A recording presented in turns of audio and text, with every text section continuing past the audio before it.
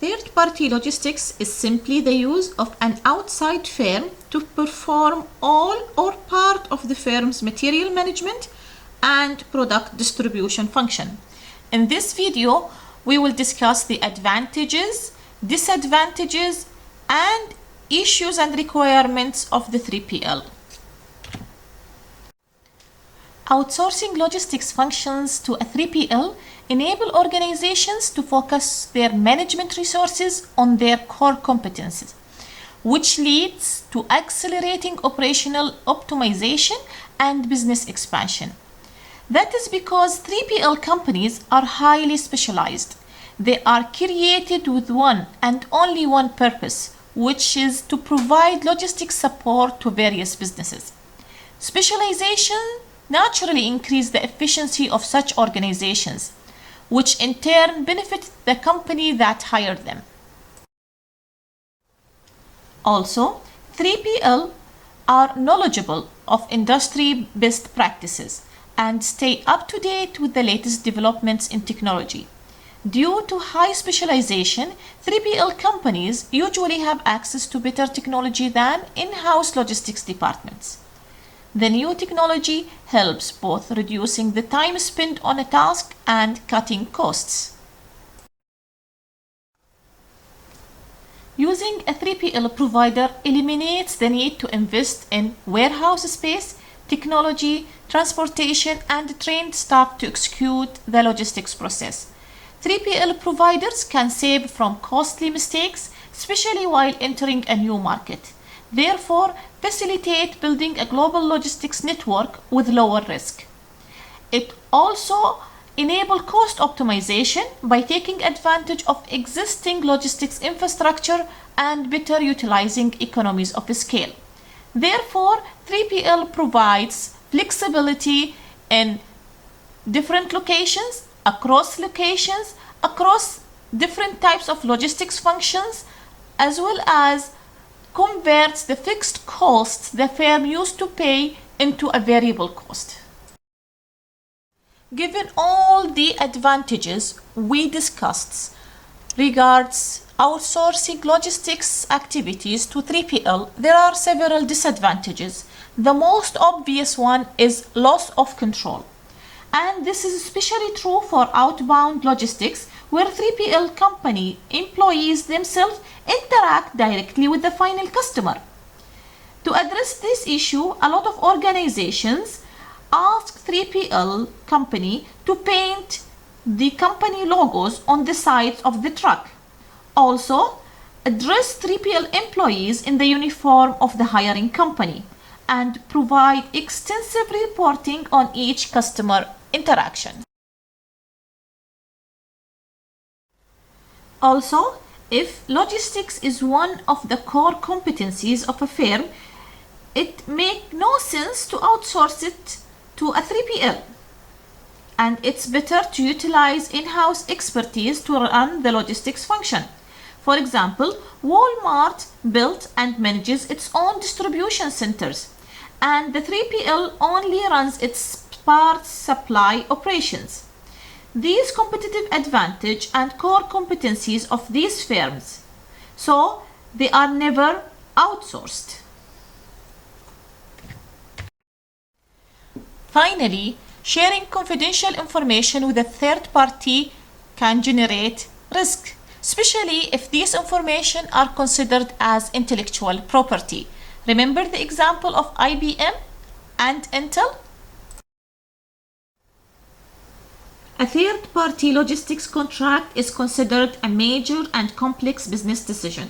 Other than the advantages and disadvantages we discussed earlier, there are many considerations that are critical in deciding whether to enter an agreement with a 3PL or not.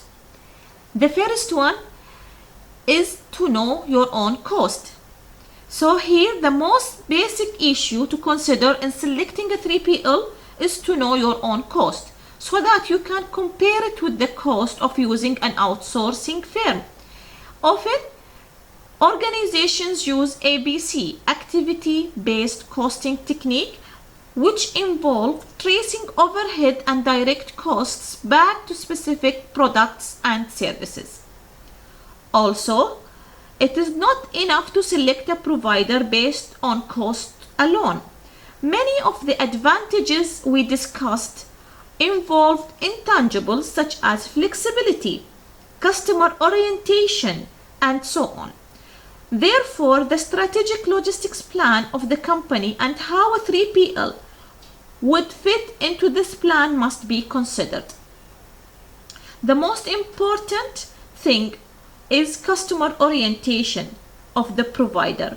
So what value a 3PL will add to the relationship of the firm to the customer, and will the customer appreciate that value or not? Will the 3PL company be flexible to react to the changes in the customer's demand as well as preferences? All of these things must be considered in deciding a 3PL relationship or not.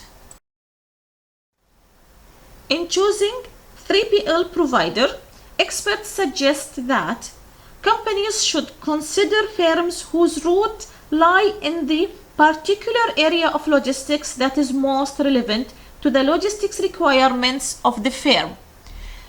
Also, there are several advantages and disadvantages to utilizing an assets owning versus non-assets owning 3PL company. Asset owning companies or 3PL asset owning companies have significant size. They have access to human resources, large customer base, economies of scale and scope, as well as they have a system in place.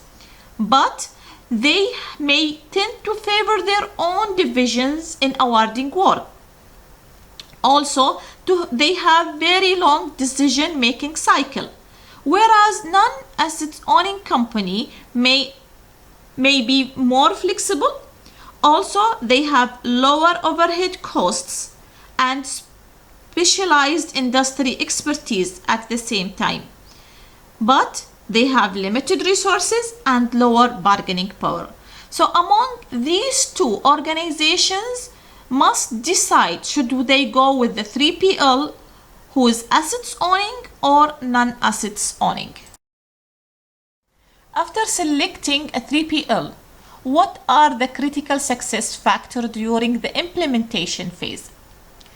The most important thing is that both firms should allocate time and resources to the startup phase of the relationship.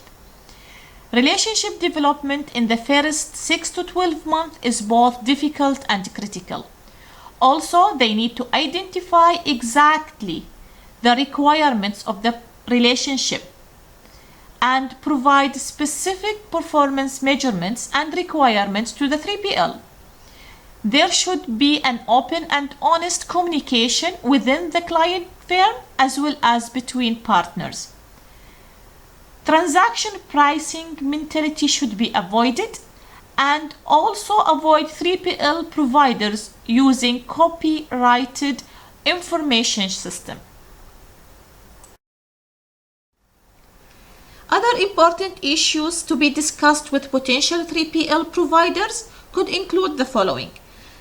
The third party and its service providers must respect the confidentiality of the data that the firm provides them. Also, they must agree on the specific performance measures and what are the expected level of these measures must be achieved. Besides that, specific criteria regarding subcontracting should be discussed in advance, as well as arbitration issue should be considered before entering into a contract. Escape clauses should be negotiated into the contract, and methods of ensuring that performance goals are being met should be discussed as well.